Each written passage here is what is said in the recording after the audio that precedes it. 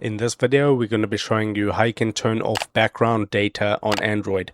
If this does help you out, drop a like on the video, subscribe down below, and let's just get into the video. So to turn off background data usage on Android, what you want to do is open up your settings. Once you're on the main page of your settings, scroll down until you find apps and then tap onto apps.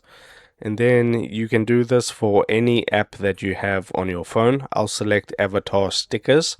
And then you want to scroll down and then you'll see mobile data, battery and storage.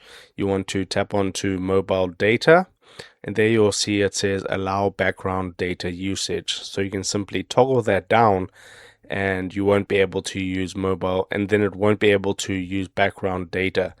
And like I said, you can do this for any app.